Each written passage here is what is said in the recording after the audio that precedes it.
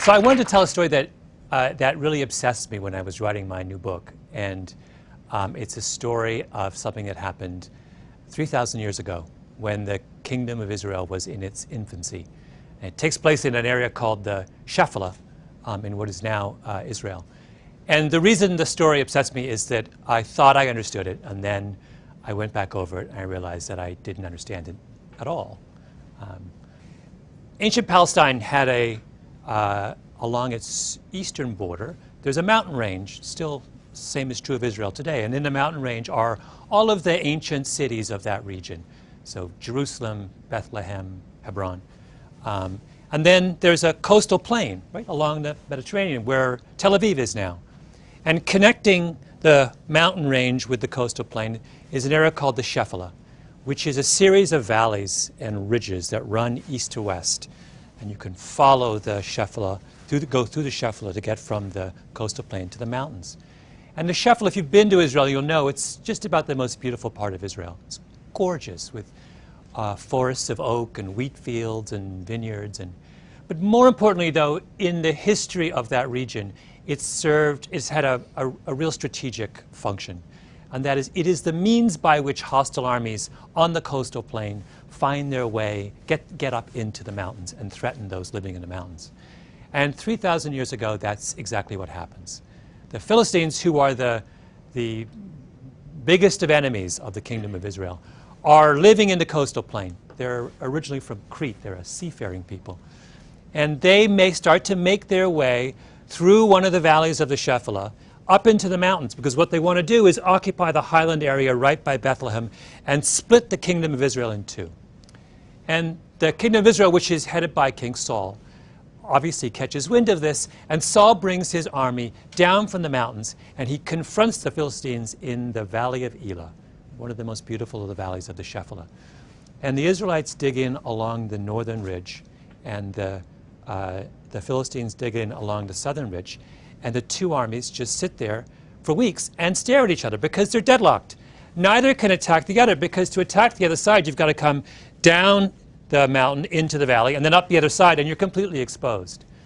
So finally, to break the deadlock, the Philistines send their mightiest warrior down into the valley floor, and he calls out and he says to the Israelites, "Send your mightiest warrior down, and we'll have this out, just the two of us." This was a tradition in ancient warfare called single combat. It was a way of settling disputes without incurring the bloodshed of a major battle. And the Philistine who's sent down, their mighty warrior, is a giant. He's 6'9". He's outfitted head to toe in this glittering bronze armor. And he's got a sword, and he's got a javelin, and he's got a spear. He is absolutely terrifying. And he's so terrifying that none of the Israelite soldiers want to fight him. It's a death wish, right? There's no way they think they can take him. And finally, the only person who will come forward is this young shepherd boy. And he goes up to Saul and he says, "I'll fight him." And Saul says, "You can't fight him. That's ridiculous. You're this kid. This is this mighty warrior."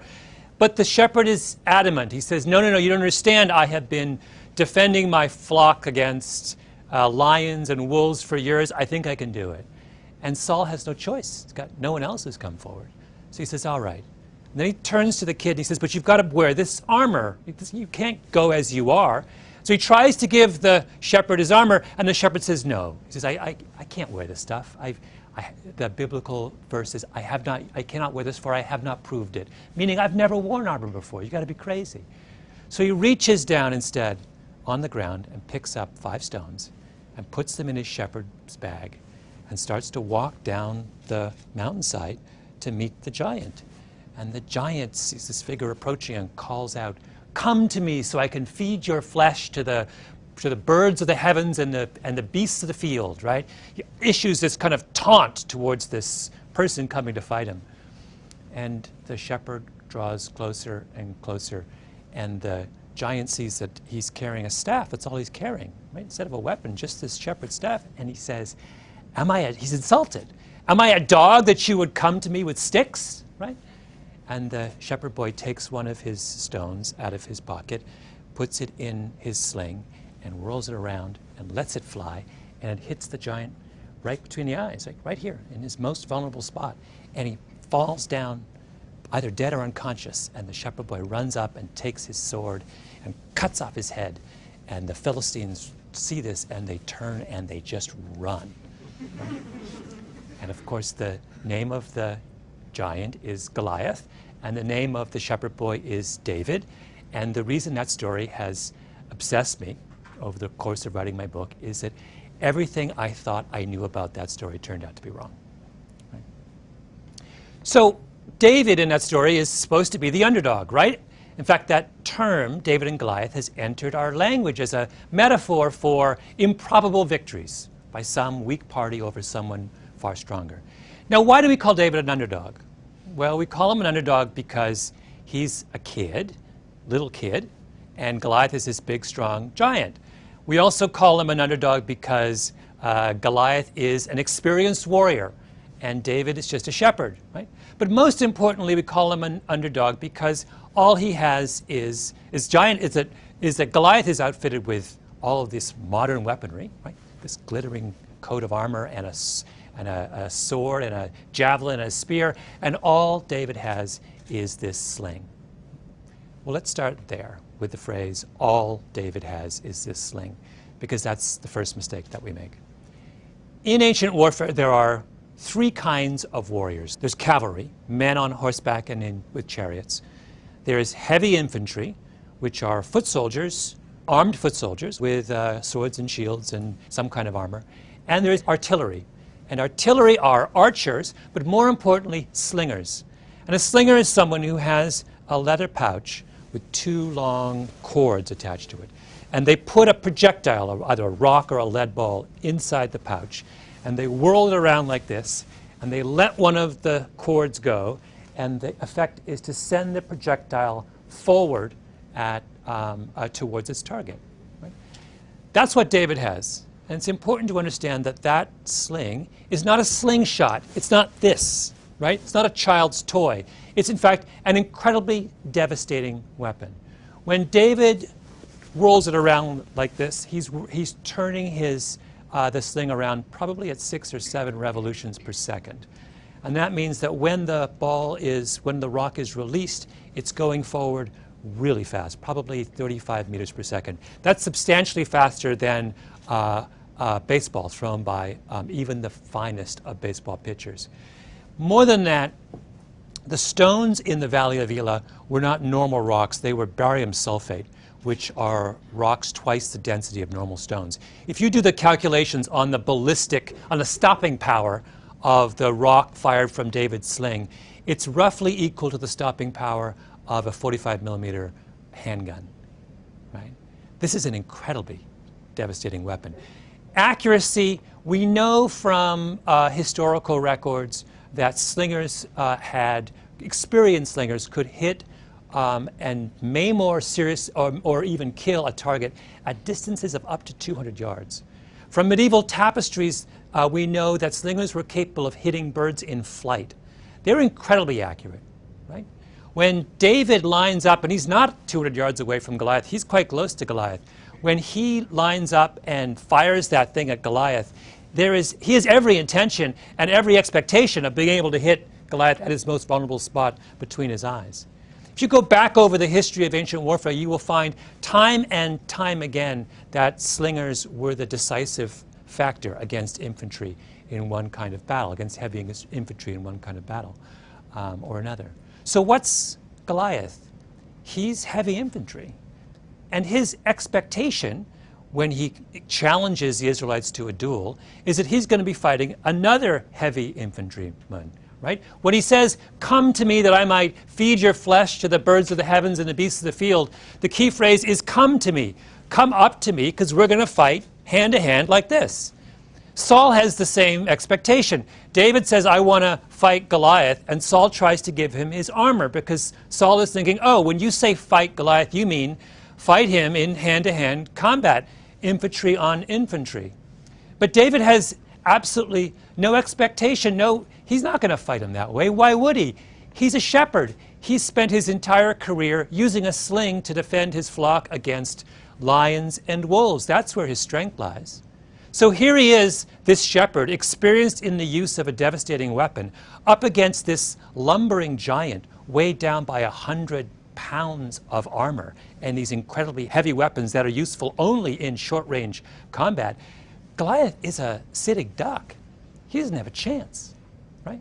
So why do we keep calling David an underdog, and why do we keep referring to his victory as improbable?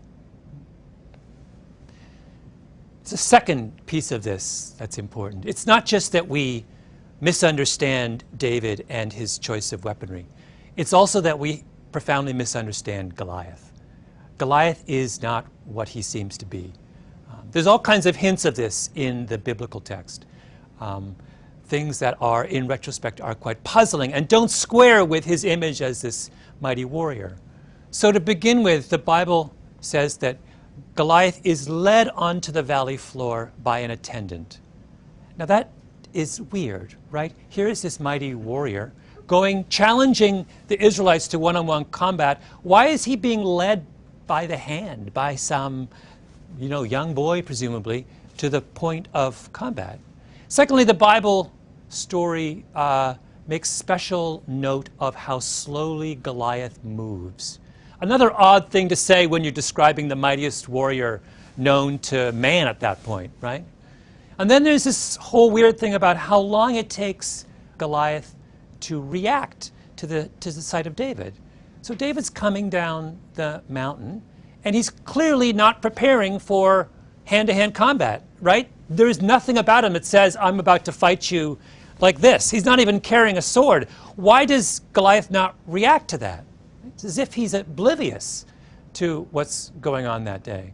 And then there's that strange comment he makes to David. Am I a dog that you should come to me with sticks? Right? Sticks? David only has one stick.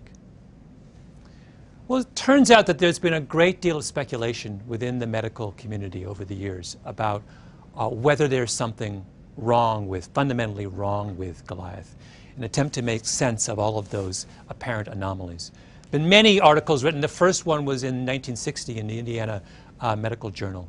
And it started a chain of speculation that starts with an explanation for Goliath's height. So Goliath is head and shoulders above all of his peers in that era. And usually when someone is that far out of the norm, there's an explanation for it. So the most common form of giantism is a condition called acromegaly.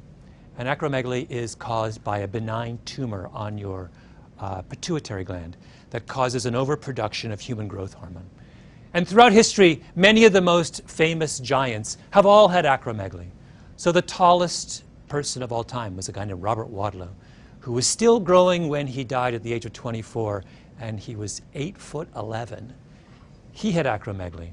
Do you remember the wrestler Andre the Giant, famous? He had acromegaly. There's even speculation that Abraham Lincoln had acromegaly. Right? Anyone who's unusually tall, that's the first explanation we come up with. And acromegaly has a very distinct set of side effects associated with it, principally having to do with vision.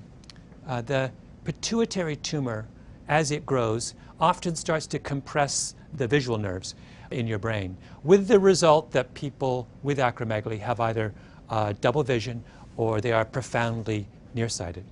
Right? So when people have started to speculate about what might have been wrong with Goliath, they've said, wait a minute, he looks and sounds an awful lot like someone who has acromegaly. And that would also explain so much of what was strange about his behavior that day. Right? Why does he move so slowly and have to be escorted down into the valley floor by an attendant? Because he can't make his way on his own. Right? Why is he so strangely oblivious to David that he doesn't understand that David's not going to fight him until the very last moment? Because he can't see him. Right? When he says, come to me that I might feed your flesh to the birds of the heavens and the beasts of the field, the phrase come to me is a hint also of his vulnerability. Come to me because I can't see you. Right? And then there's, am I a dog that you should come to me with sticks? He sees 2 sticks when David has only 1. So the Israelites up on the mountain ridge looking down on him thought he was this extraordinarily powerful foe. What they didn't understand was that the very thing that was the source of his apparent strength was also the source of his greatest weakness. And there is, I think, in that a very important lesson for all of us. Giants are not as strong and powerful as they seem. And sometimes the shepherd boy has a sling in his pocket.